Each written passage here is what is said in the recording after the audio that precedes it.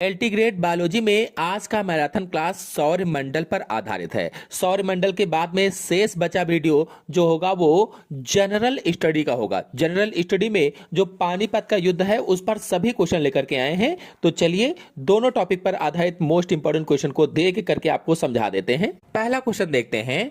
सूर्य से बढ़ती दूरी के अनुसार ग्रहों का सही क्रम है। 4 समूह दिए गए हैं, इनमें से कौन सा सही होगा? सूर्य से बढ़ती दूरी के अनुसार ग्रहों का सही क्रम क्या होगा? सोचिए और बताइए। जब तक आप लोग सोच रहे हैं अपने सभी दोस्तों में वीडियो को शेयर भी करते रहिए ताकि ज्यादा से ज्यादा लोग जुड़ सके। जितने अधिक लोग जुड़ेंगे तो और भी अच्छा वीडियो बनाने में मजा आता है। वीडियो को लाइक भी कीजिए सभी लोग। तो आंसर सही होगा इसमें से डी, बुध, शुक्र, पृथ्वी और मंगल। मतलब सूर्य से बढ़ती दूरी के अनुसार ग्रहों का सही क्रम बुध, शुक्र, पृथ्वी, मंगल, इसी प्रकार से बृहस्पति, शनि, यूरेनस और नेपच्यून है। यह क्रम सूर्य से दूरी के अनुसार ग्रहों की स्थिति को दर्शाता है, जिसमें जो बुध ग्रह है ये सबसे निकट है सूर्य के और नेपच्यून सबसे दूर का ग्रह होता है। सबसे दूर का। नेक्स्ट क्वेश्चन है, सबसे चमकीला ग्रह है। पृथ्वी, शुक्र, मंगल, बृहस्पति। सबसे चमकीला ग्रह कौन सा है ये बताना है।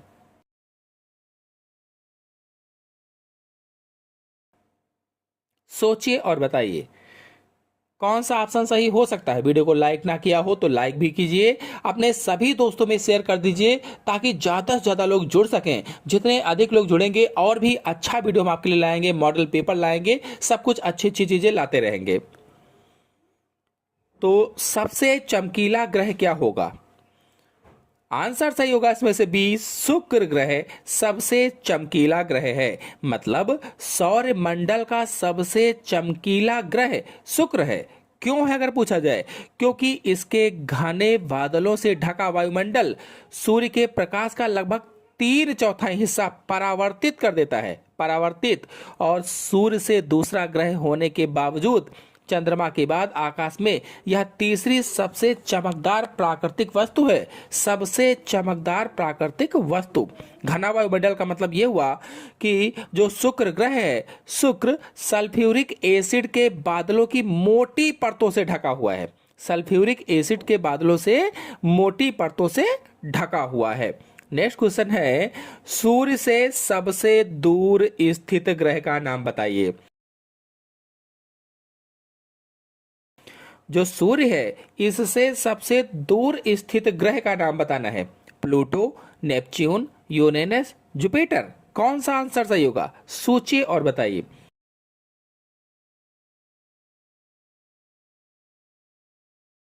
सूर्य से सबसे दूर स्थित ग्रह का नाम बताना है। सभी लोग जल्दी जल्दी रिप्लाई देते रहें। अपने दोस्तों में वीडियो को शेयर भी कीजिए, वीडियो को लाइक जरूर कीजिए। ज्यादा से ज्यादा लाइक आए, जितनी ज्यादा लाइक आएंगी वीडियो बनाने में और भी मजा आता है। तो आंसर सही होगा इसमें से बी, वरुण ग्रह यानी नेपच्यून ग्रह। जो नेपच्यून है या वरुण ग्रह है ये सूर्य से सबसे दूर स्थित ग्रह है।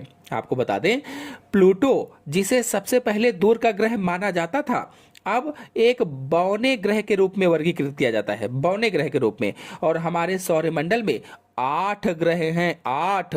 और सूर्य से दूरी के क्रम में वे अगर देखा जाए तो बुध, शुक्र, पृथ्वी, मंगल, बृहस्पति, शनि, यूरेनस और अंत में वरुण आता है। तो वरुण सौरमंडल का 8वां और अंतिम ग्रह है जो सूर्य से सबसे अधिक दूरी पर स्थित है। नेक्स्ट क्वेश्चन है, निम्नलिखित में से सबसे गर्म ग्रह है। सबसे गर्म ग्रह का नाम बताना है कौन सा होता है। वीडियो को लाइक ना किया हो तो लाइक जरूर कीजिए, अपने सभी दोस्तों में शेयर कीजिए ताकि ज्यादा से ज्यादा लोग जुड़ सकें। कौन सा आंसर सही होगा?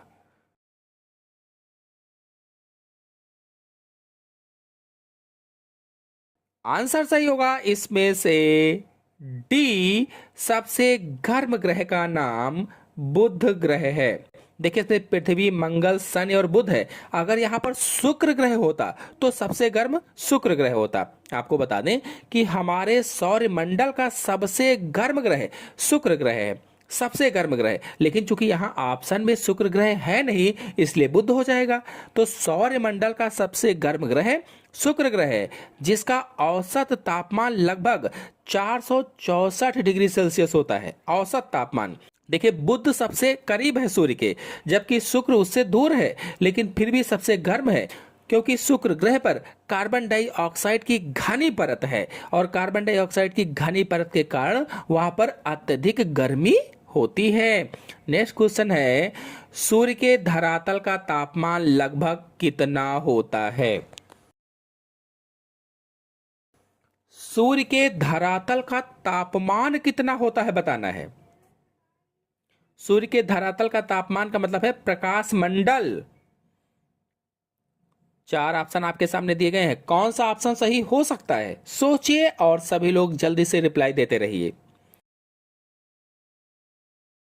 वीडियो को लाइक ना किया हो तो लाइक भी कीजिए, अपने सभी दोस्तों में शेयर कर दीजिए।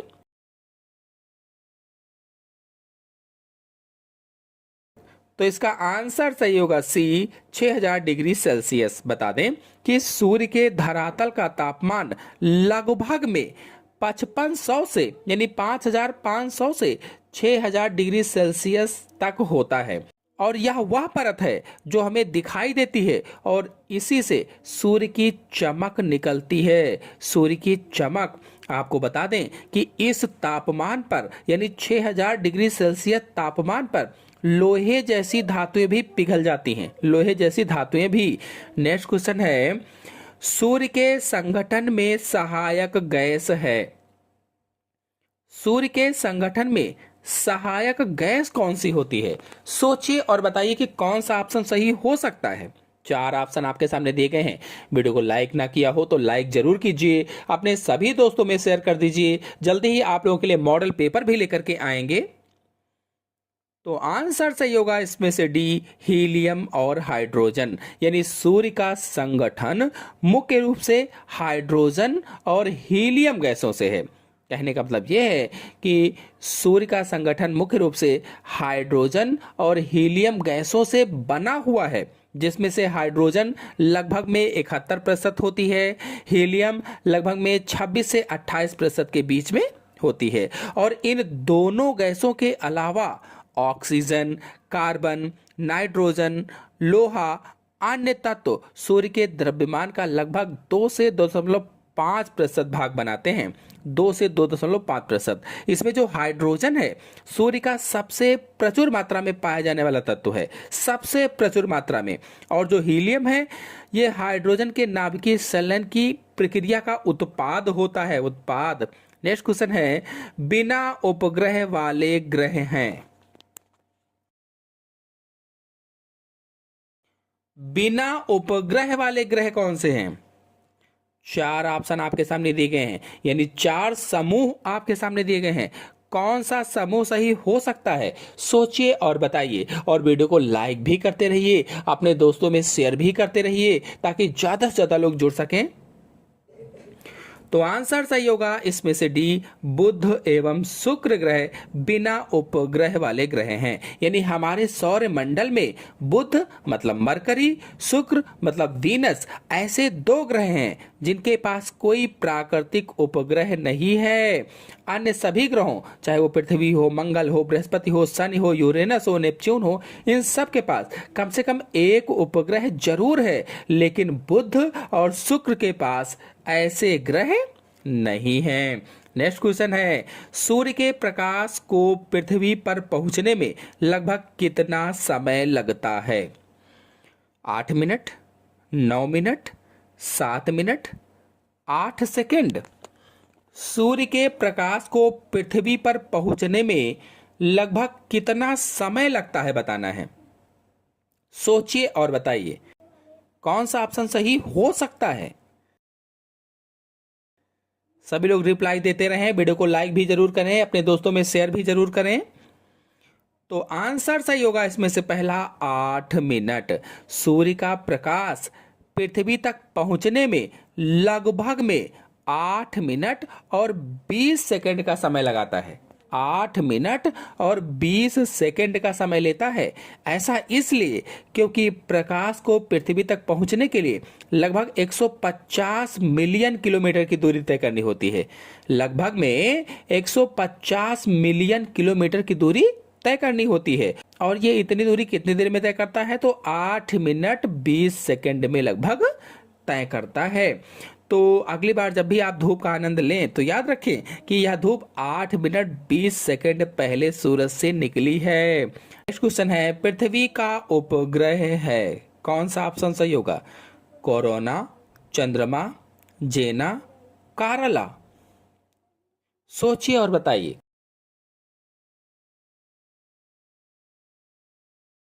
कौन सा ऑप्शन सही हो सकता है। पृथ्वी का उपग्रह सभी लोग जानते होंगे, पृथ्वी का एकमात्र प्राकृतिक उपग्रह है चंद्रमा, यानी ऑप्शन सही होगा बी वाला चंद्रमा। एकमात्र प्राकृतिक उपग्रह है चंद्रमा और यह पृथ्वी के चारों ओर एक निश्चित कक्षा में चक्कर लगाता है। और यह पृथ्वी का एकमात्र ऐसा उपग्रह है जिसे मानव जाति ने पृथ्वी के कक्षा में स्थापित नहीं किया है, यानी ये प्राकृतिक उपग्रह है, प्राकृतिक। नेक्स्ट क्वेश्चन है, सी ऑफ ट्रैंक्विलिटी कहाँ स्थित है?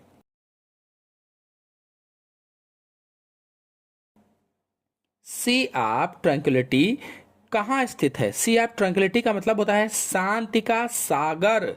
तो शांति का सागर कहाँ स्थित है? पृथ्वी पर, सूर्य पर, शुक्र पर, चंद्रमा पर। शांति का सागर कहाँ स्थित है? सोचिए और बताइए कि कौन सा ऑप्शन सही हो सकता है।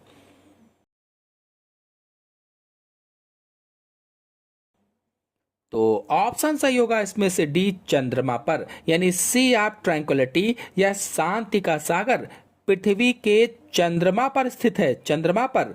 और यह चंद्रमा की सतह पर एक बड़ा समतल और अंधेरा क्षेत्र है। जो सी ऑफ ट्रैंक्विलिटी है, शांति का सागर है, ये है क्या वास्तव में? तो यह चंद्रमा की सतह का एक बड़ा समतल और अंधेरा क्षेत्र है जो चंद्रमा पर अपोलो 11 के उतरने के लिए प्रसिद्ध है। चंद्रमा पर अपोलो 11 के उतरने के लिए प्रसिद्ध है, जहां मानव ने पहली बार चंद्रमा पर कदम रखा था।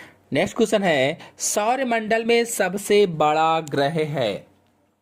सौरमंडल में सबसे बड़े ग्रह का नाम बताना है, कौन सा है? शुक्र, शनि, बृहस्पति, पृथ्वी। सबसे बड़ा ग्रह कौन सा है? सोचिए और बताइए कि कौन सा ऑप्शन सही हो सकता है। सोचते रहिए और वीडियो को लाइक भी करते रहिए, अपने सभी दोस्तों में शेयर भी कीजिए ताकि ज़्यादा से ज़्यादा लोग जुड़ सकें। अधिक लोग जुड़ेंगे, अधिक व्यू आएंगे, अच्छा लगता है और भी अच्छा वीडियो बनाने में मज़ा भी आता है।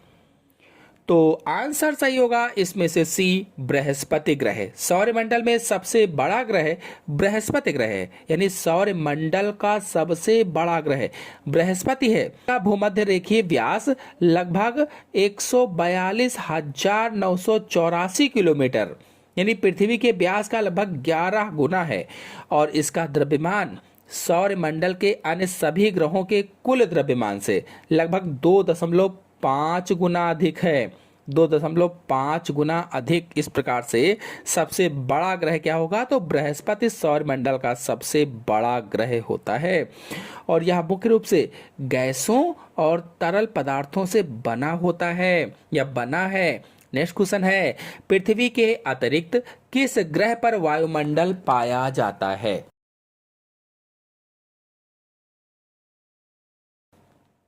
अगर पृथ्वी को छोड़ दिया जाए, पृथ्वी के अतिरिक्त ऐसा कौन सा ग्रह है जिस पर वायुमंडल पाया जाता है?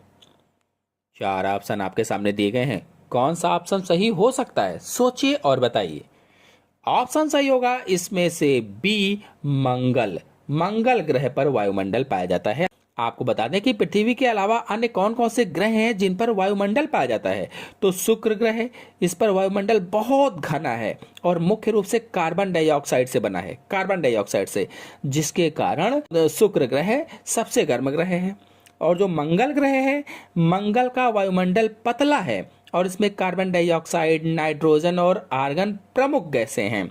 और फिर है बृहस्पति। तो बृहस्पति का वायुमंडल सौरमंडल का सबसे बड़ा ग्रहीय वायुमंडल है। यह मुख्य रूप से हाइड्रोजन और हीलियम से बना है। शनि, यूरेनस और जो नेपच्यून है, ये ग्रह भी मुख्य रूप से हाइड्रोजन और हीलियम से बने हुए हैं। नेक्स्ट क्वेश्चन है, किस ग्रह को भोर का तारा कहते हैं? ऐसा कौन सा ग्रह है जिसे भोर का तारा कहा जाता है? मंगल, शनि, शुक्र, बृहस्पति। किसे भोर का तारा कहा जाता है? भोर का तारा कहो, शाम का तारा कहो, प्रभात का तारा कहो, सांझ का तारा कहो, सब इसी के नाम है। चाहे भोर का तारा, सांझ का तारा, शाम का तारा, प्रभात का तारा, कई सारे इसके नाम हैं। तो भोर का तारा किसे कहा जाता है? आंसर सही होगा इसमें से सी, शुक्र ग्रह को भोर का तारा कहा जाता है। यानी भोर का तारा शुक्र ग्रह को कहा जाता है क्योंकि यह सूर्योदय से ठीक पहले पूर्वी आकाश में दिखाई देता है। सूर्य जब उगना होता है तो पूर्वी आकाश में दिखाई देता है और इसे प्रभात तारा, शाम का तारा, सांझ का तारा भी कहते हैं क्योंकि यह सूर्यास्त के बाद पश्चिमी आकाश में भी दिखाई देता है। नेक्स्ट क्वेश्चन है, सबसे अधिक उपग्रहों वाला ग्रह है? सबसे अधिक उपग्रहों वाला ग्रह कौन सा है? मंगल, बृहस्पति, शनि, शुक्र। कौन सा होगा? सोचिए और बताइए। वीडियो को लाइक ना किया हो तो लाइक कीजिए, अपने सभी दोस्तों में शेयर कर दीजिए।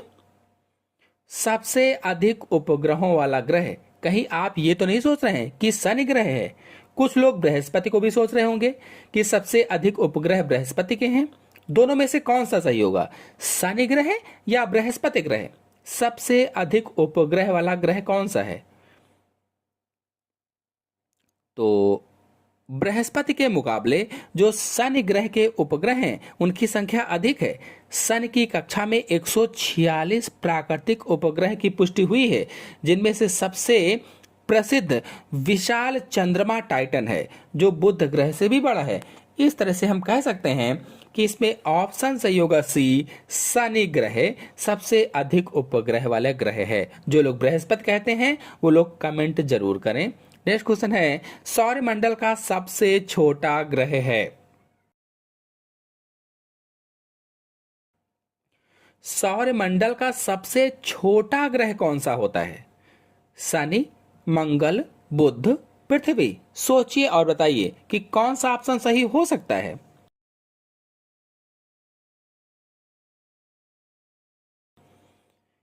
तो आंसर सही होगा इसमें से सी, बुध ग्रह। सौरमंडल का सबसे छोटा ग्रह बुध या मरकरी है। यह सूर्य का सबसे निकटतम ग्रह है, सूर्य के सबसे पास का ग्रह है और इसका आकार पृथ्वी के चंद्रमा से थोड़ा सा बड़ा है।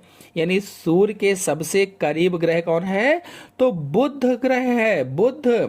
और बुध का वायुमंडल बहुत पतला है जिसे एक्सोस्फीयर कहा जाता है कि सतह पृथ्वी के चंद्रमा की तरह गड्ढों से भरी हुई है, गड्ढों से। और बुध ग्रह की कोई चंद्रमा या वलय नहीं है। नेक्स्ट क्वेश्चन है, रात में लाल दिखाई देने वाला ग्रह है? ऐसा ग्रह जो रात में लाल दिखाई देता है, कौन सा ग्रह हो सकता है? सोचिए और बताइए।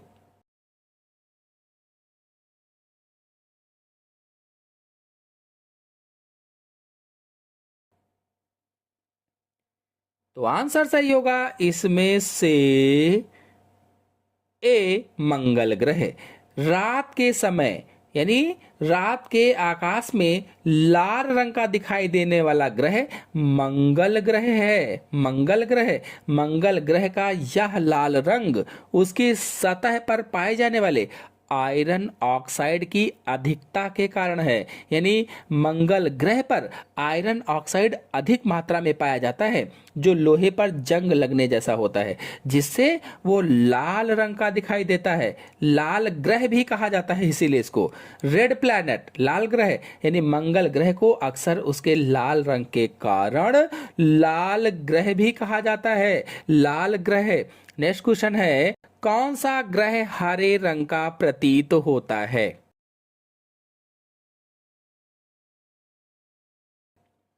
ऐसा कौन सा ग्रह है जो हरे रंग का प्रतीत होता है? शनि, बृहस्पति, वरुण, शुक्र। कौन सा ग्रह होगा? सोचिए और बताइए कि कौन सा ऑप्शन सही हो सकता है।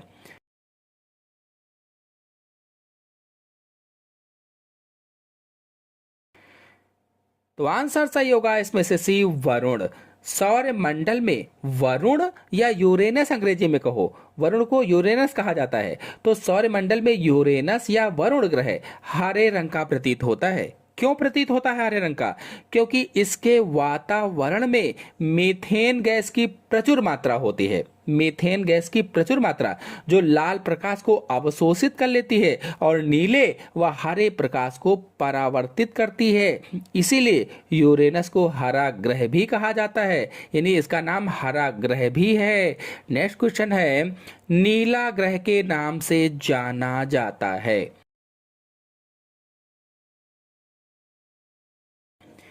नीला ग्रह के नाम से किसे जाना जाता है? सोचिए और बताइए कि कौन सा ऑप्शन सही हो सकता है। नीला ग्रह।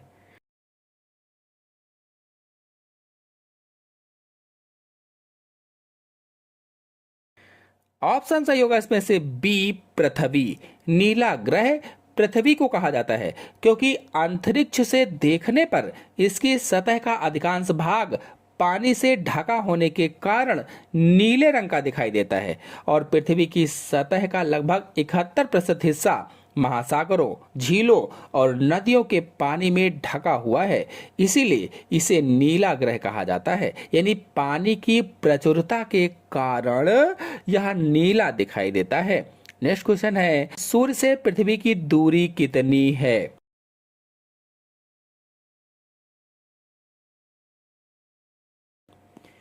सूर्य से पृथ्वी की दूरी कितनी है? सोचिए और बताइए। चार ऑप्शन आपके सामने दिए गए हैं, कौन सा ऑप्शन सही हो सकता है?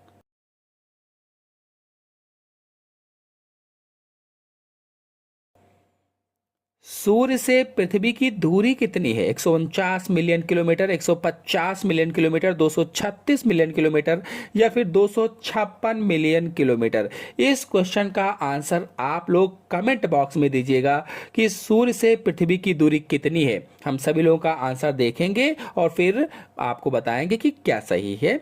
नेक्स्ट क्वेश्चन है, पृथ्वी पर दिन रात की अवधि कहाँ समान होती है?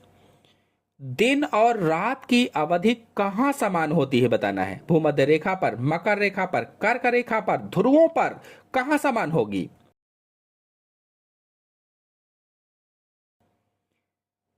तो आंसर सही होगा इसमें से पहला, भूमध्य रेखा पर। यानी पृथ्वी पर दिन और रात की अवधि भूमध्य रेखा, और भूमध्य रेखा को विषुवत रेखा भी कह सकते हैं, तो भूमध्य रेखा या विषुवत रेखा पर लगभग समान होती है। जहां दिन और रात लगभग 12-12 घंटे के होते हैं। यह तब होता है जब सूर्य की किरणें सीधे भूमध्य रेखा पर लंबवत पड़ती हैं, जो साल में दो बार 21 मार्च और 23 या 22 सितंबर के दौरान होती है। नेक्स्ट क्वेश्चन है, पृथ्वी पर दिन और रात होने का कारण है। दिन और रात होने का कारण क्या है? कौन सा ऑप्शन सही होगा? सोचिए और बताइए।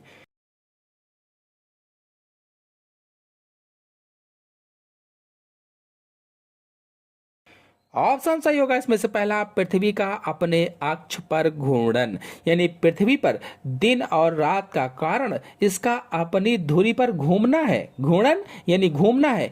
जब पृथ्वी अपनी धुरी पर घूमती है तो इसका एक भाग सूर्य के प्रकाश के संपर्क में आता है, जिससे वहां दिन होता है, जबकि दूसरा भाग सूर्य से दूर हो जाता है और वहां अंधेरा छा जाता है, जिससे रात होती है। यह घूर्णन एक पूर्ण चक्कर लगभग 24 घंटे में पूरा करता है, जिसे हम एक दिन कहते हैं। एक दिन। नेक्स्ट क्वेश्चन है, पृथ्वी की अपनी कक्षा में गति है।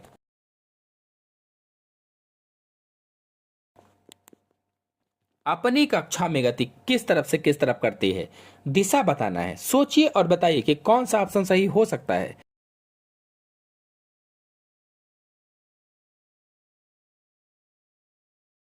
ऑप्शन सही होगा इसमें से पहला, पश्चिम से पूरब। यानी पृथ्वी अपनी धुरी पर पश्चिम से पूरब की ओर घूमती है। पश्चिम से पूरब की ओर, यानी घड़ी की सुई की दिशा के विपरीत दिशा में घूमती है। यही कारण है कि हमें सूर्य और अन्य तारे हर दिन पूर्व से पश्चिम की ओर जाते हुए प्रतीत होते हैं। पूर्व से पश्चिम की ओर जाते हुए प्रतीत। नेक्स्ट क्वेश्चन है, सूर्य और पृथ्वी के बीच अधिकतम दूरी होती है, किस दिनांक को होगी? सूर्य और पृथ्वी के बीच अधिकतम दूरी, सोचिए और बताइए कौन सा ऑप्शन सही हो सकता है।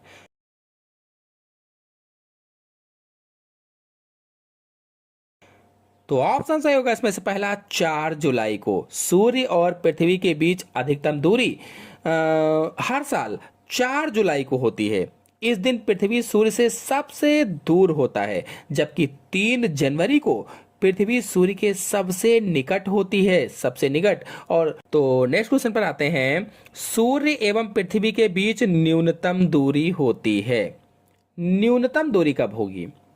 तो सूर्य और पृथ्वी के बीच न्यूनतम दूरी 3 जनवरी को होती है, जब पृथ्वी सूर्य के सबसे करीब होता है और यह स्थिति उपसौर कहलाती है। उपसौर, उपसौर का मतलब होता है कि यह पृथ्वी की कक्षा का वह बिंदु है जब वह सूर्य के सबसे निकट होता है।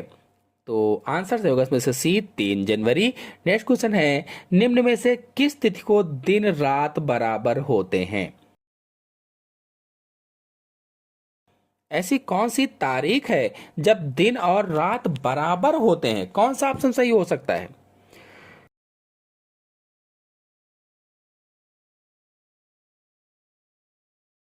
तो ऑप्शन सही होगा इसमें से डी, ए और सी दोनों, यानी 21 मार्च और 23 सितंबर को दिन और रात बराबर होते हैं। नेक्स्ट क्वेश्चन है, चंद्र ग्रहण का कारण है। चंद्र ग्रहण का कारण क्या होता है? सोचिए और बताइए कौन सा ऑप्शन सही होगा।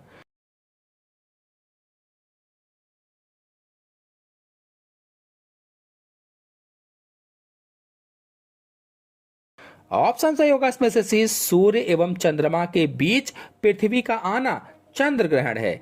यानी पृथ्वी जब सूर्य और चंद्रमा के बीच में आ जाती है तो चंद्र ग्रहण होता है। यानी चंद्र ग्रहण तब होता है जब पृथ्वी सूर्य और चंद्रमा के बीच में आ जाती है, जिससे पृथ्वी की छाया चंद्रमा पर पड़ती है और चंद्रमा का प्रकाश अवरुद्ध हो जाता है। यह घटना केवल पूर्णिमा के दिन ही होती है, पूर्णिमा के दिन, जब सूर्य, पृथ्वी और चंद्रमा एक सीधी रेखा में आ जाते हैं। नेक्स्ट क्वेश्चन है, सूर्य ग्रहण का कारण है। सूर्य ग्रहण क्यों होता है? सोचिए और बताइए कौन सा ऑप्शन सही होगा।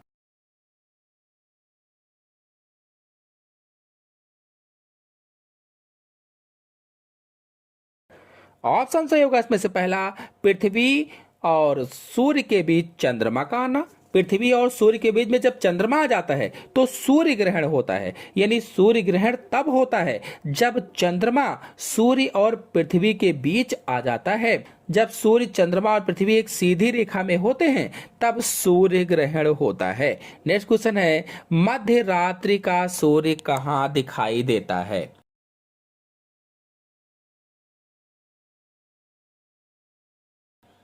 मध्य रात्रि का सूर्य कहाँ दिखाई देता है? सोचिए और बताइए कि कौन सा ऑप्शन सही हो सकता है।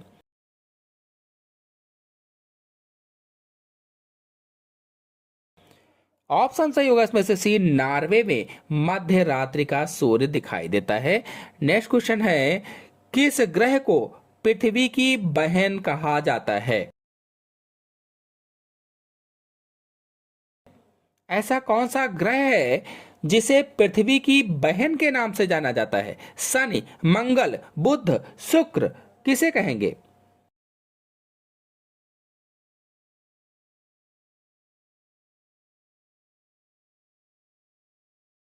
आंसर सही होगा इसमें से डी, शुक्र ग्रह को। शुक्र ग्रह को पृथ्वी की बहन कहा जाता है क्योंकि इसका आकार, द्रव्यमान और आंतरिक बनावट पृथ्वी जैसी है। पृथ्वी जैसी ये दोनों ग्रह सौरमंडल की आंतरिक चट्टानी ग्रह हैं। हालांकि अपने बहुत घने कार्बन डाइऑक्साइड वातावरण और अत्यधिक उच्च सतही तापमान के कारण शुक्र का वातावरण, भौतिक स्थितियां पृथ्वी से बहुत अलग हैं, लेकिन फिर भी कहा जाता है।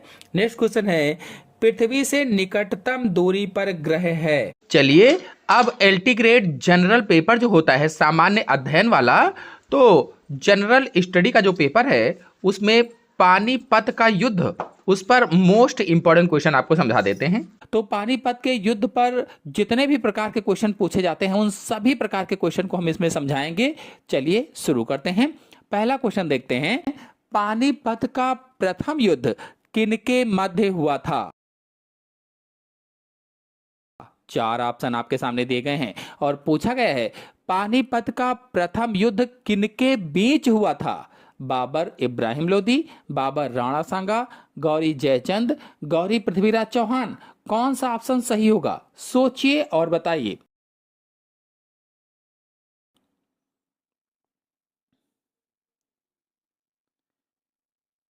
तो ऑप्शन सही होगा इसमें से पहला, बाबर और इब्राहिम लोदी के बीच हुआ था।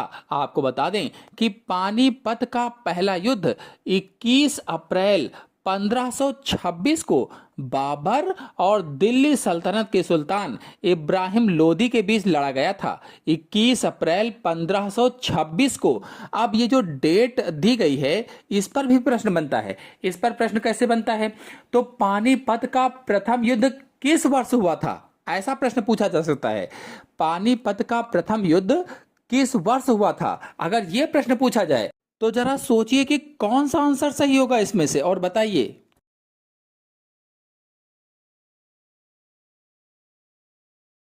तो आप बताएंगे कि पानीपत का प्रथम युद्ध सन 1526 में हुआ था। और अगर तारीख भी आगे लिखी हो, महीना, तो 21 अप्रैल 1526 में हुआ था। और इसी पर आधारित एक प्रश्न पूछा जाता है कि पानीपत का प्रथम युद्ध किन दो सेनाओं के बीच हुआ था?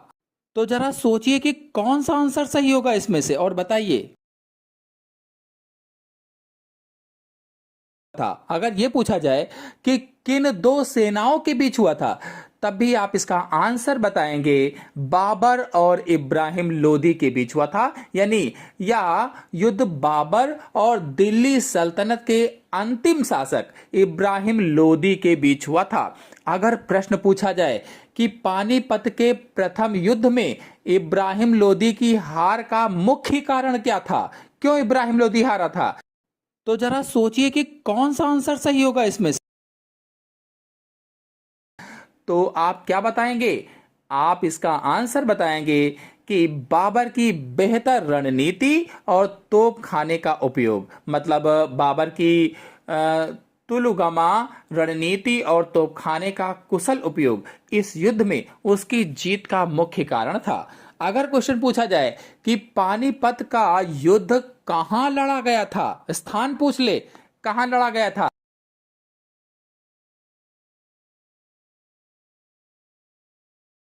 तो आप बताएंगे पानीपत का युद्ध हरियाणा में लड़ा गया था। हरियाणा में।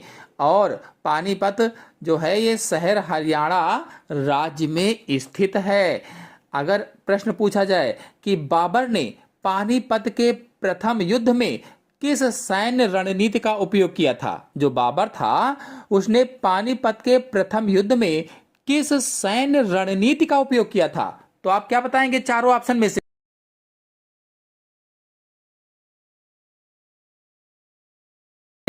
आप बताना तुलगोमा नामक रणनीति का उपयोग किया था। तुलगोमा एक सैन्य रणनीति थी जिसमें सेना को 3 भागों में बांट दिया जाता है और तोपखाने का उपयोग भी उसी में सम्मिलित था। अगर प्रश्न पूछा जाए कि पानीपत का प्रथम युद्ध जीतने के बाद बाबर ने किस साम्राज्य की स्थापना की थी, यह पूछ लिया जाए,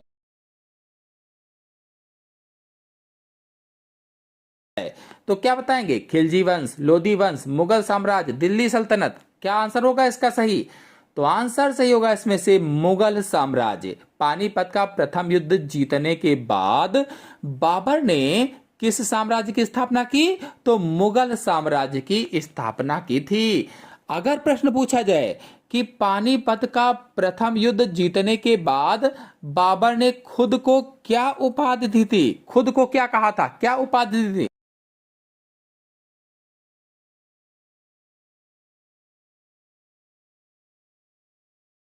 तो आप बताएंगे कि पानीपत का प्रथम युद्ध जीतने के बाद बाबर ने खुद को क्या उपाधि थी? तो गाजी की उपाधि दी थी, गाजी की। यानी पानीपत का युद्ध जीतने के बाद बाबर ने गाजी की उपाधि धारण की थी। अगर प्रश्न पूछा जाए कि पानीपत के प्रथम युद्ध में इब्राहिम लोदी की हार का एक अन्य कारण क्या था, यह पूछ लिया जाए, इब्राहिम लोदी की हार का एक अन्य कारण, तो चार ऑप्शन में से आप क्या बताएंगे?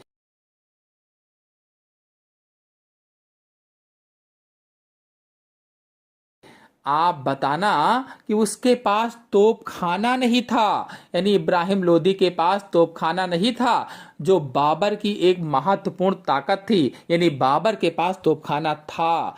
फिर अगला क्वेश्चन अगर पूछा जाए इसी पर कि पानीपत के प्रथम युद्ध का परिणाम क्या था, क्या रिजल्ट था, तो आप क्या बताएंगे चार ऑप्शन में से?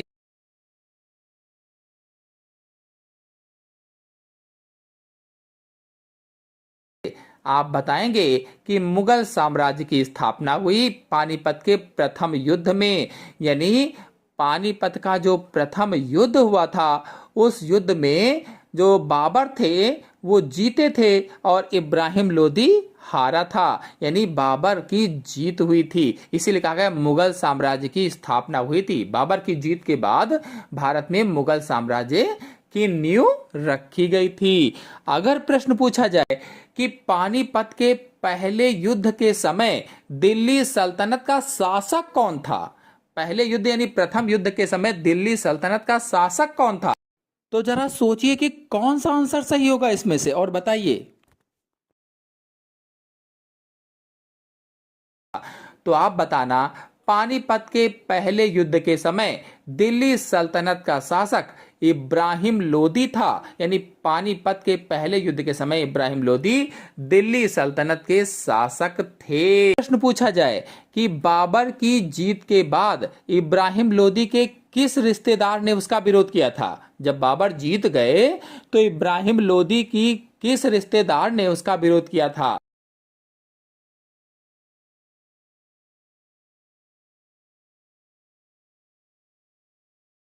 तो चारों ऑप्शन में से आप बताना कि महमूद लोदी ने उसका विरोध किया था। महमूद लोदी ने। आप प्रश्न मन में हो कि महमूद लोदी कौन है, तो महमूद लोदी इब्राहिम लोदी का भाई था, इब्राहिम लोदी का भाई, और उसने बाबर के खिलाफ संघर्ष जारी रखा था, संघर्ष जारी। तो ये कुछ प्रश्न बताए जो पानीपत के प्रथम युद्ध पर बनते हैं, कहीं से भी पूछा जाए सब क्वेश्चन आपको समझाएंगे। तो आपको पानीपत का पहला युद्ध मैंने बताया 21 अप्रैल 1526 को बाबर और दिल्ली सल्तनत के सुल्तान इब्राहिम लोदी के बीच लड़ा गया था, जिसमें बाबर की सेना विजयी हुई थी और लोदी की सेना को हार का सामना करना पड़ा था। इस क्वेश्चन में जो क्वेश्चन मैंने आपको बताया है, बोला है पानीपत का प्रथम युद्ध किनके बीच हुआ था, इसमें तीन ऑप्शन और हैं, बाबर और राणा सांगा, गौरी और जयचंद, पृथ्वीराज चौहान और गौरी, यानी गौरी और पृथ्वीराज चौहान। तो जो दूसरा वाला ऑप्शन है बाबर और राणा सांगा, तो बाबर और राणा सांगा के बीच ऐतिहासिक युद्ध खनवा का युद्ध हुआ था, खनवा का युद्ध, और यह 16 मार्च 1527 को लड़ा गया था। खनवा का युद्ध बाबर और राणा सांगा के बीच हुआ, और कब लड़ा गया, तो 16 मार्च 1527 को लड़ा गया था। इसमें अंततः मुगलों की जीत हुई थी और इसने बाबर के शासन को मजबूत किया था। और इसमें जो तीसरा वाला ऑप्शन है, तीसरा क्या ऑप्शन है, गौरी और जयचंद, तो जो गौरी और जयचंद है यानी मोहम्मद गौरी और जयचंद के बीच चंदावर का युद्ध हुआ था, चंदावर का युद्ध जो 1194 ईस्वी में लड़ा गया था। अगर पूछा जाए चंदावर का युद्ध कब लड़ा गया, तो 1194 ईस्वी में लड़ा गया था। किसके बीच, तो मोहम्मद गौरी और जयचंद के बीच हुआ था। इस युद्ध में मोहम्मद गौरी ने गढ़वाल वंश के शासक जयचंद को निर्णायक रूप से पराजित किया था, निर्णायक रूप से। यानी युद्ध का स्थान पूछा जाए तो चंदावर का युद्ध, वर्ष पूछा जाए तो 1194 ईस्वी, स्थान पूछा जाए तो यह युद्ध यमुना नदी के तट पर स्थित चंदावर में लड़ा गया था। चंदावर में, जो वर्तमान में फिरोजाबाद जिले में स्थित है, फिरोजाबाद जिले में। और आपको बता दें इस युद्ध में जयचंद की हार हुई थी, जयचंद की हार, और मोहम्मद गौरी जीता था। अब देखिए जो आखिरी वाला ऑप्शन है गौरी और पृथ्वीराज चौहान, यानी मोहम्मद गौरी और पृथ्वीराज चौहान, तो आपको बता दें मोहम्मद गौरी और पृथ्वीराज चौहान के बीच दो प्रमुख युद्ध हुए। पहला तराइन का युद्ध हुआ था, तराइन का प्रथम युद्ध 1194 ईस्वी में हुआ था जिसमें पृथ्वीराज चौहान की जीत हुई थी। और दूसरा तराइन का दूसरा युद्ध जो था 1192 ईस्वी में हुआ था जिसमें मोहम्मद गौरी ने पृथ्वीराज चौहान को हराया था, पृथ्वीराज चौहान को। नेक्स्ट क्वेश्चन पर आते हैं। नेक्स्ट क्वेश्चन है पानीपत का द्वितीय युद्ध कब हुआ था? चार ऑप्शन आपके सामने दिए गए हैं और पूछा गया है पानीपत का द्वितीय युद्ध कब हुआ था। सोचिए और बताइए कि कौन सा ऑप्शन सही हो सकता है। सभी लोग रिप्लाई दें। वीडियो को लाइक ना किया हो तो लाइक भी करते रहें। तो इसका आंसर सही होगा पानीपत का द्वितीय युद्ध कब हुआ था? तो 1556 ईस्वी में हुआ था। पानीपत का द्वितीय युद्ध 1556 ईस्वी में हुआ। अगर और महीने को भी जाने तो पानीपत का दूसरा युद्ध 5 नवंबर 1556 को उत्तर भारत के हिंदू शासक सम्राट हेमचंद्र विक्रमादित्य, जिनको हेमू के नाम से जानते हैं, और मुगल बादशाह अकबर की सेना के बीच लड़ा गया था। आपको बता दें इस प्रश्न को अन्य तरह से भी पूछा जा सकता है। कैसे? तो पानीपत का दूसरा युद्ध किसके बीच लड़ा गया था, इस तरह से अगर प्रश्न पूछ लेता है कि पानीपत का दूसरा युद्ध किसके बीच लड़ा गया, तो जरा सोचिए कि कौन सा आंसर सही होगा इसमें से और बताइए।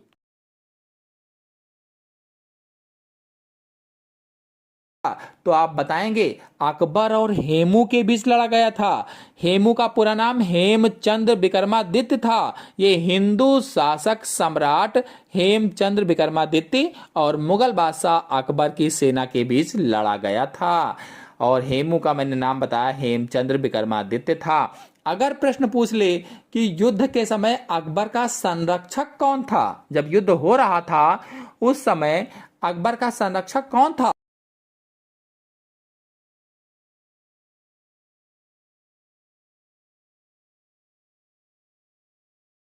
तो आप बताएंगे बैरम खान थे, बैरम खान। और बैरम खान युद्ध के समय अकबर के अभिभावक और सेनापति थे और उन्होंने ही मुगल सेना का नेतृत्व भी किया था, मुगल सेना का नेतृत्व। अगर प्रश्न पूछ लिया जाए कि युद्ध से पहले हेमू ने कौन सा महत्वपूर्ण शहर जीता था, युद्ध से पहले हेमू ने कौन सा महत्वपूर्ण शहर जीता था,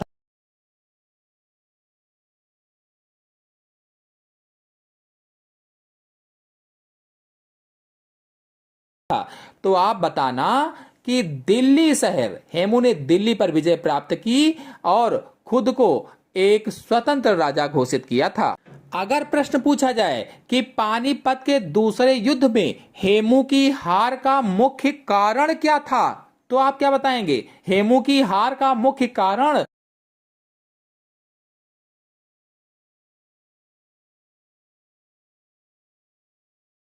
तो उनकी आंख में तीर लगना था। एक तीर के उनकी आंख में लगने से वह बेहोश हो गए, जिसके कारण उनकी सेना में भ्रम फैल गया कि उनकी हार हुई है। अगला क्वेश्चन अगर पूछा जाए कि पानीपत का युद्ध हरियाणा में कहां हुआ था, तो आप क्या बताएंगे?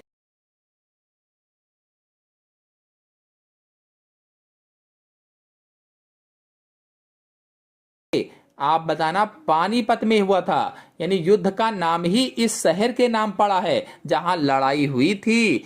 अगर प्रश्न पूछा जाए कि हेमू का पूरा नाम क्या था, तो आप क्या बताएंगे?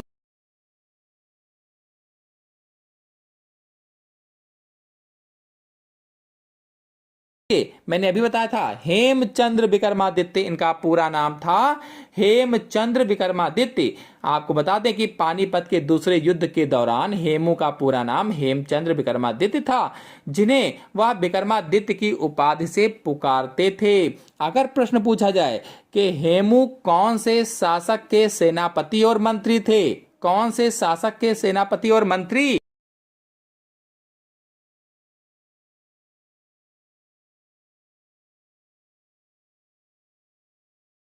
तो आप क्या बताएंगे?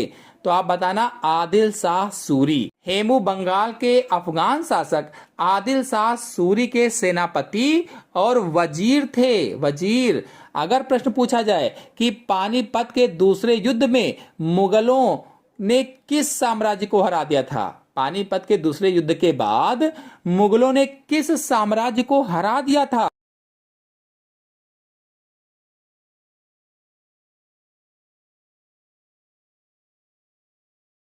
तो आप बताना कि सूरी साम्राज्य को हरा दिया था। यानी कि हेमू की हार के साथ सूरी साम्राज्य का प्रभावी रूप से अंत हो गया और मुगलों ने भारत में अपनी स्थिति मजबूत कर ली थी। अगर प्रश्न पूछा जाए कि पानीपत के दूसरे युद्ध का क्या परिणाम हुआ था, क्या परिणाम निकला, तो आप क्या बताओगे?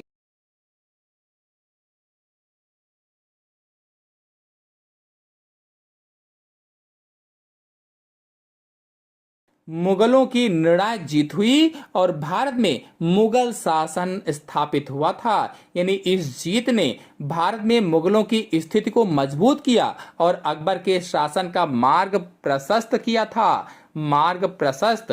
अगर प्रश्न पूछा जाए कि पानीपत के दूसरे युद्ध के समय मुगल सेना का नेतृत्व कौन कर रहा था, दूसरे युद्ध के समय मुगल सेना का नेतृत्व कौन कर रहा था, तो आप क्या बताओगे?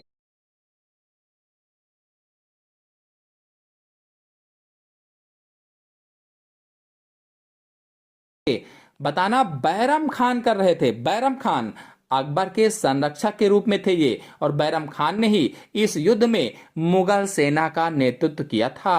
अगर पूछा जाए कि हेमू कौन था, हेमू, तो आप क्या बताओगे?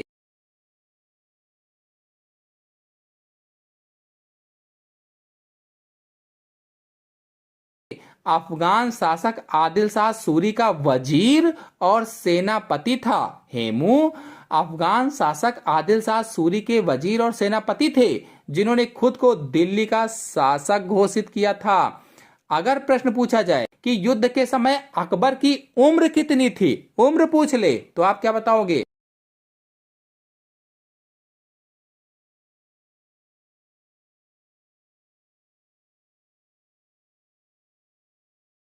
तो युद्ध के समय अकबर की उम्र 13 साल थी, अकबर 13 साल के थे।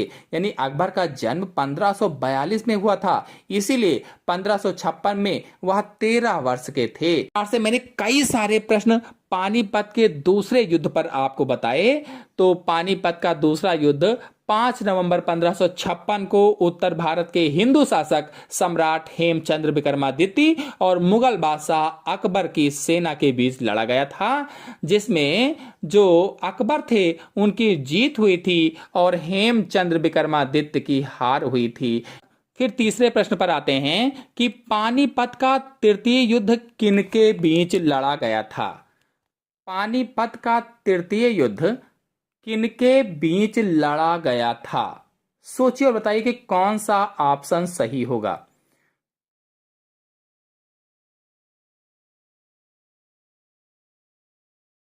पानीपत का तीसरा युद्ध किसके बीच हुआ था? कौन सा ऑप्शन सही हो सकता है? सभी लोग बताते रहें जल्दी जल्दी, वीडियो को लाइक ना किया हो तो लाइक भी करते रहें। पानीपत का तीसरा युद्ध मराठा और अफगान के बीच हुआ था, तीसरा युद्ध मराठा और अफगान के बीच, मतलब पानीपत का तीसरा युद्ध अहमद शाह अब्दाली के नेतृत्व वाली अफगान सेना और सदाशिवराव भाऊ के अधीन मराठा साम्राज्य की सेना के बीच लड़ा गया था। और इस युद्ध में अहमद शाह अब्दाली की विजय हुई थी। अहमद शाह अब्दाली की विजय। आपको बता दें कि इस तीसरे युद्ध पर और कौन कौन से प्रश्न बनते हैं। तो देखिए, प्रश्न पहला बन सकता है कि पानीपत का तीसरा युद्ध किस वर्ष लड़ा गया था, यह प्रश्न पूछा जा सकता है। तो इसमें आप क्या बताओगे?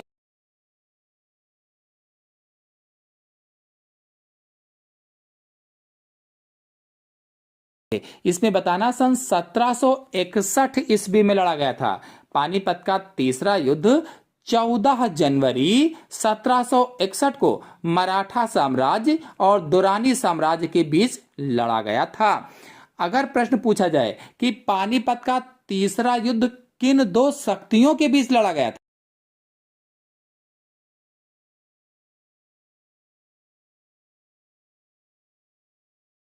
मराठा साम्राज्य और दुर्रानी साम्राज्य के बीच लड़ा गया था। मतलब यह युद्ध मराठाओं और अफगान शासक अहमद शाह अब्दाली के सेनाओं के बीच लड़ा गया था। अगर प्रश्न पूछ लिया जाए कि पानीपत के तीसरे युद्ध में मराठा सेना का नेतृत्व किसने किया था, मराठा सेना का नेतृत्व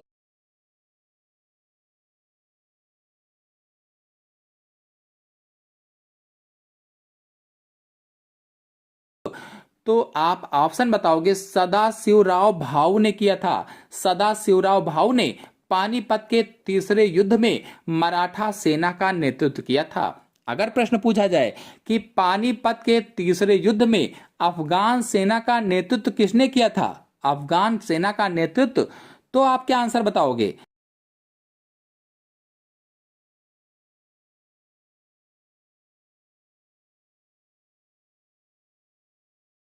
आप बताना।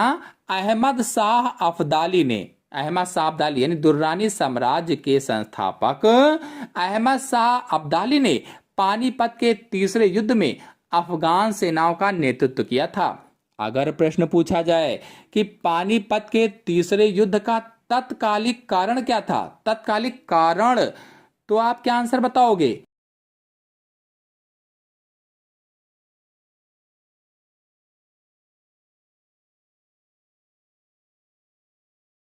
तो आप आंसर बताना कि पानीपत के तीसरे युद्ध का तत्कालिक कारण मराठाओं द्वारा लाहौर से तैमूर शाह दुर्रानी को निष्कासित करना था। मतलब मराठाओं द्वारा पंजाब पर कब्जा करने और तैमूर शाह दुर्रानी को बाहर निकालने से अहमद शाह अब्दाली का गुस्सा भड़क गया, जिससे युद्ध हुआ था। अगर प्रश्न पूछा जाए कि पानीपत के तीसरे युद्ध का सबसे महत्वपूर्ण परिणाम क्या था, तो क्या बताओगे? चार ऑप्शन में से सबसे महत्वपूर्ण परिणाम,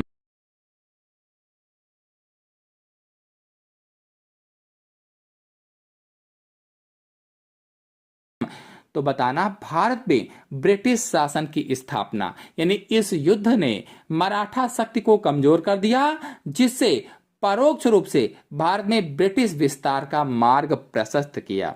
अगर प्रश्न पूछा जाए कि किस भारतीय शासक ने पानीपत के तीसरे युद्ध में अहमद शाह अब्दाली का साथ दिया था, किस भारतीय शासक ने पानीपत के तीसरे युद्ध में अहमद शाह अब्दाली का साथ दिया था,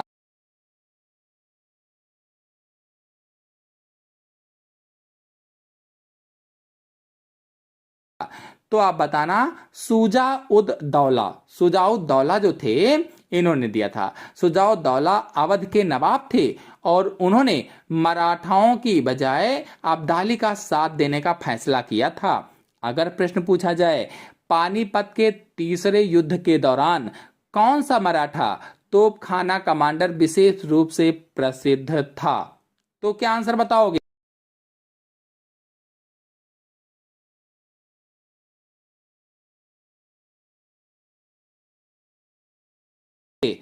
तो इसका आंसर बताना इब्राहिम खान गारदी।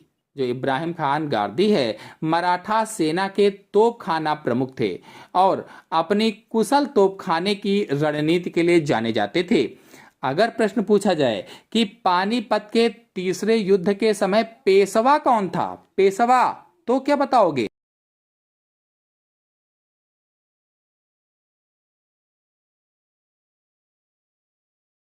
तो पानीपत के तीसरे युद्ध के समय पेशवा कौन थे? तो बालाजी बाजीराव थे। बालाजी बाजीराव यानी नाना साहेब उस समय पेशवा थे, लेकिन उन्होंने व्यक्तिगत रूप से युद्ध में भाग नहीं लिया था। अगर प्रश्न पूछा जाए पानीपत के तीसरे युद्ध में मराठा सेना की हार का एक प्रमुख कारण क्या था? मराठा सेना क्यों हारी थी? प्रमुख कारण क्या था?